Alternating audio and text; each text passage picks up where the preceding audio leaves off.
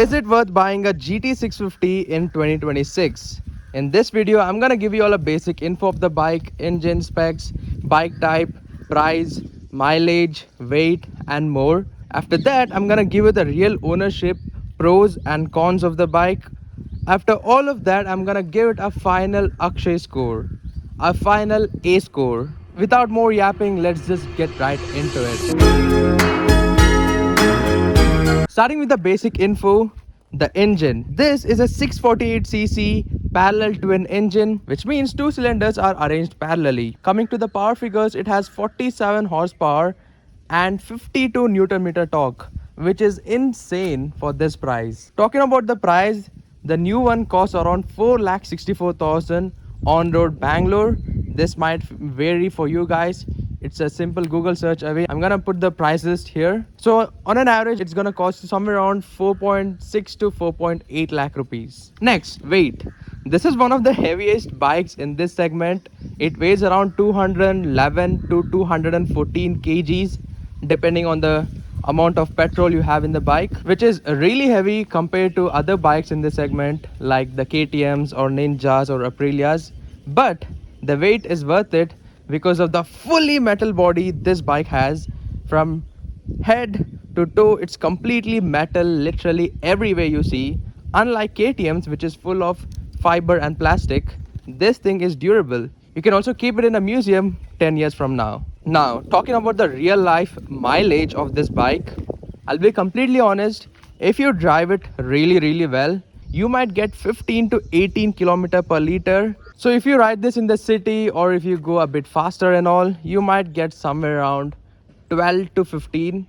But ideally, if you drive it really well, you might get 15 to 18 kilometers per liter, which is really well considering the amount of torque this produces. I'm gonna try to put a clip here.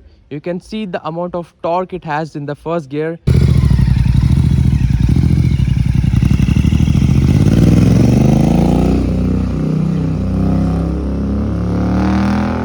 And you don't even have to throttle the bike in the first gear.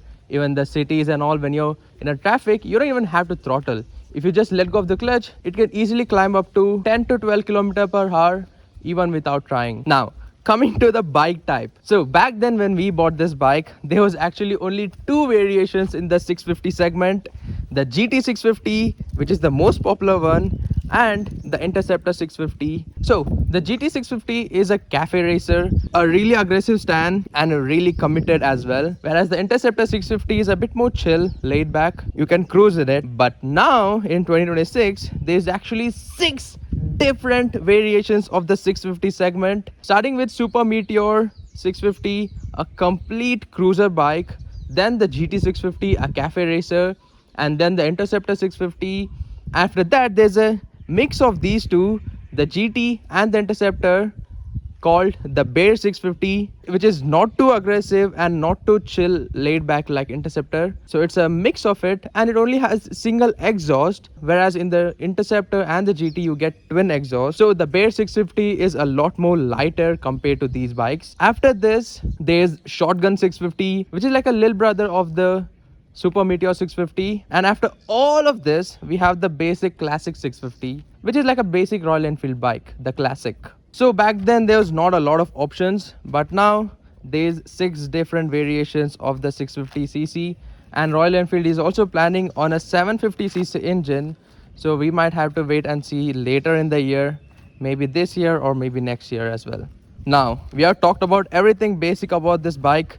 Let's head on into the actual pros and cons of this bike, the real ownership. Let's go. Let's start with the pros of this bike. The first pro being the engine. This is a really torque engine for this price segment. I don't think there's any other bike with this much amount of torque. Considering if you customize it and weight reduce it, it's gonna be even more lighter and even more torqueier.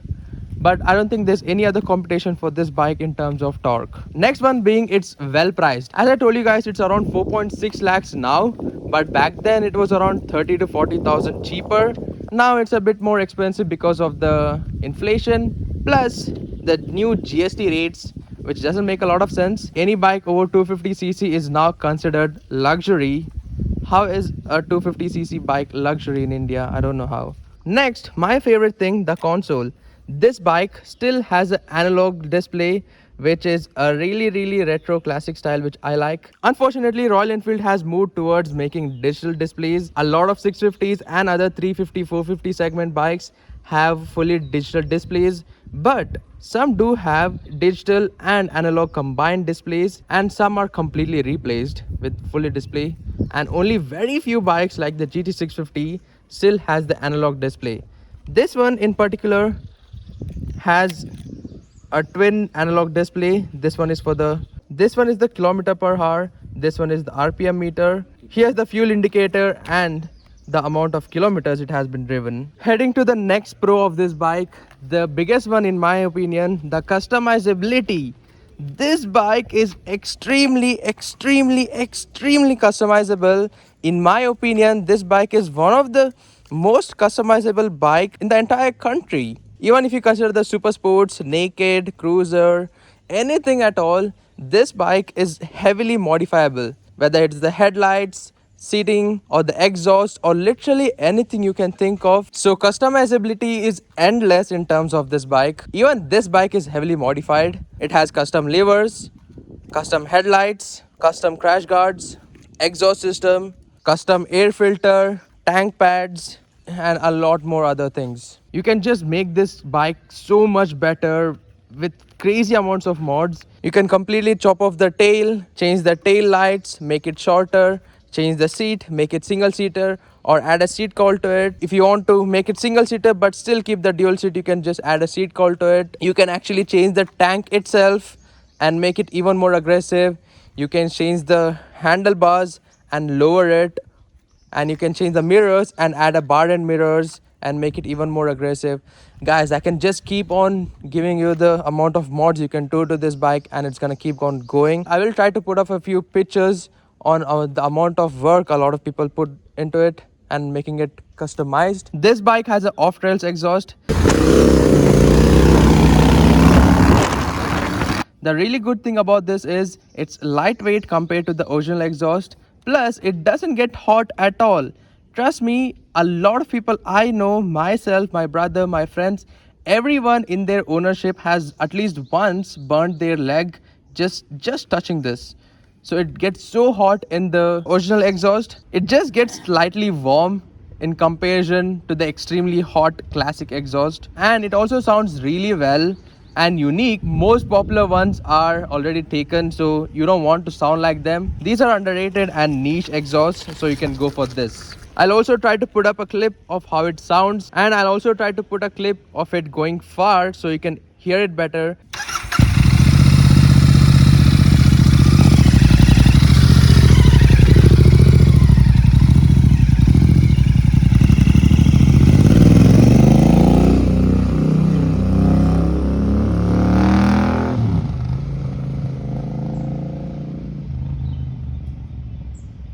Just listen to how it sounds.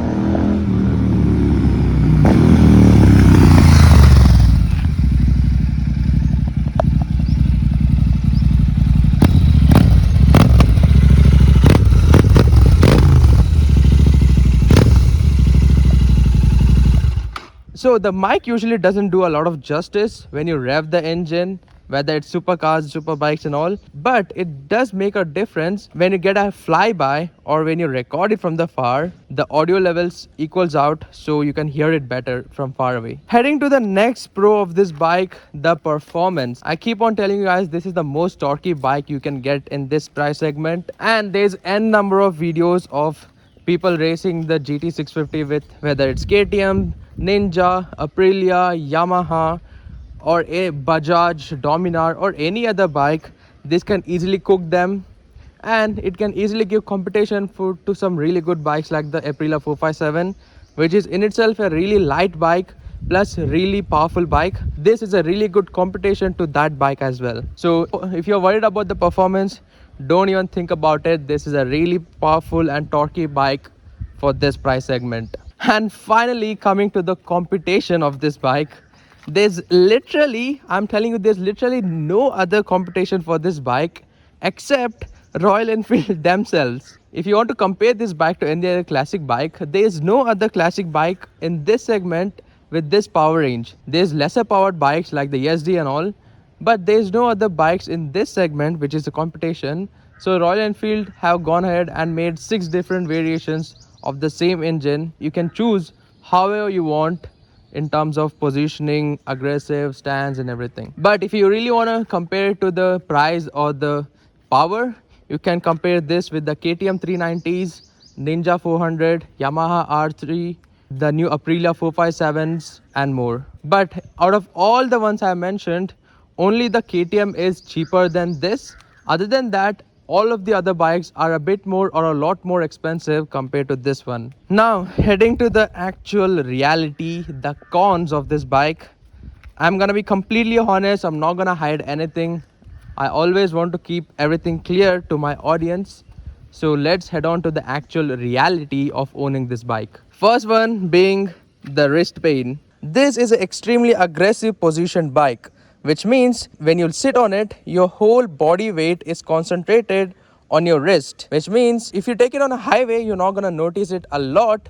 But when you brake all the time in the traffic and everything, you'll definitely start noticing it. In my opinion, I've already started seeing wrist pain if I just ride it for 10 minutes in a heavy traffic. With the constant amount of braking, all the body weight is going to be concentrated on this particular part of the wrist, so it's going to get really painful by the time you go to sleep. Next again is a physical thing, the back pain.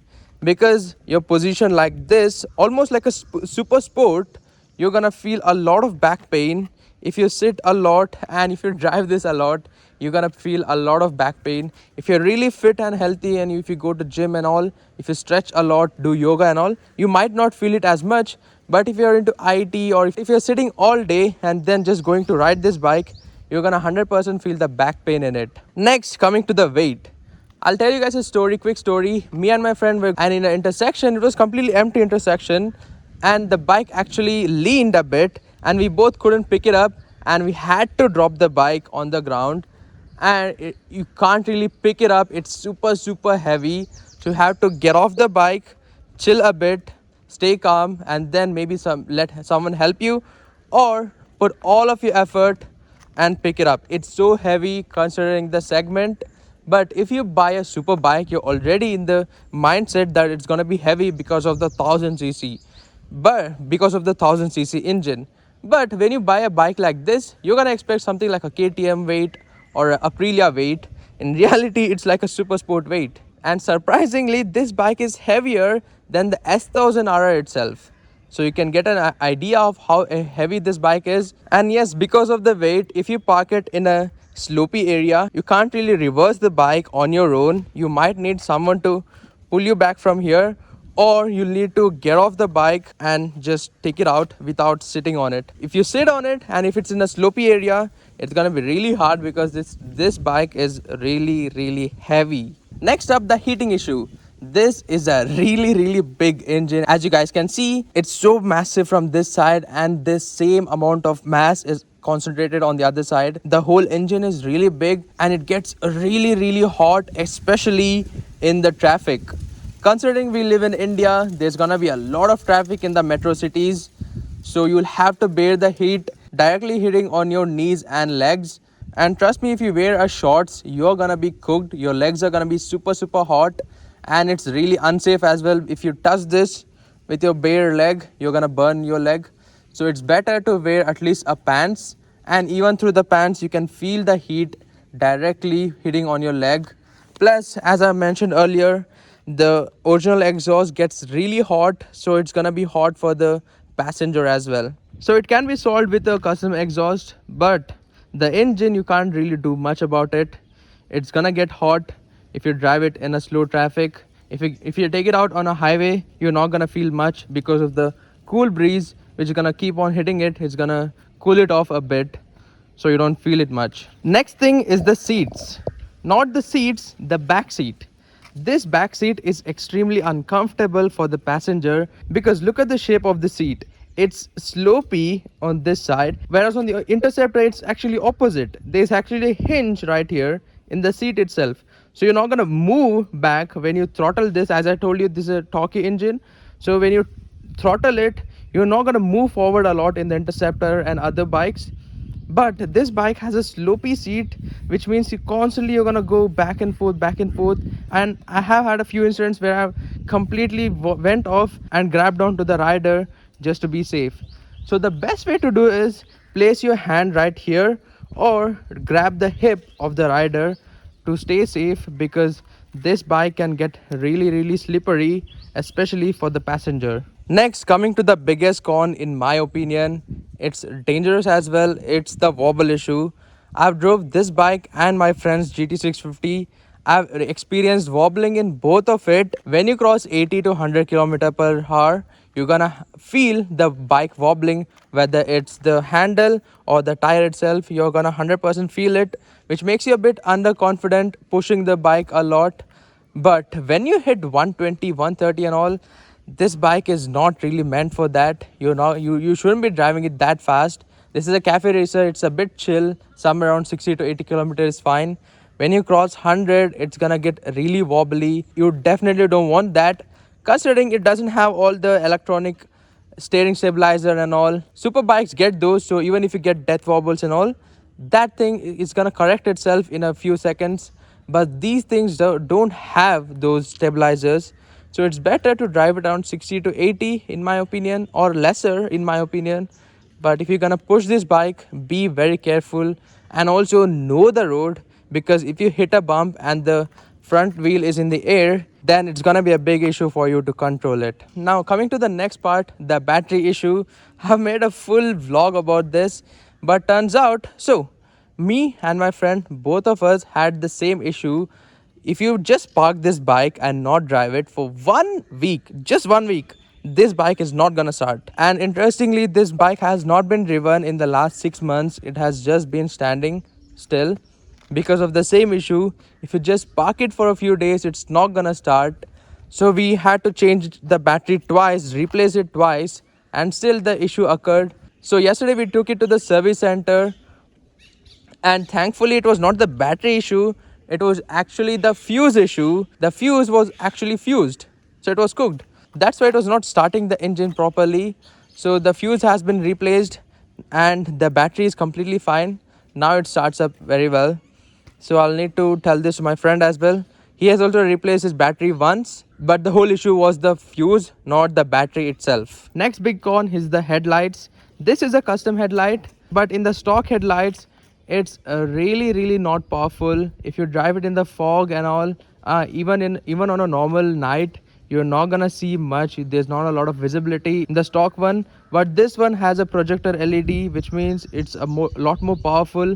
Plus it also has fog lamps, which means you can easily drive it in really foggy nights and not have a lot of issue. But it's always better to drive a bike during a day, and a bike should always be enjoyed as a ride. But if you're commuting, it's better to always do it in the day rather than doing it in the night. Next, the exhaust. Again, it's the same issue as I mentioned earlier.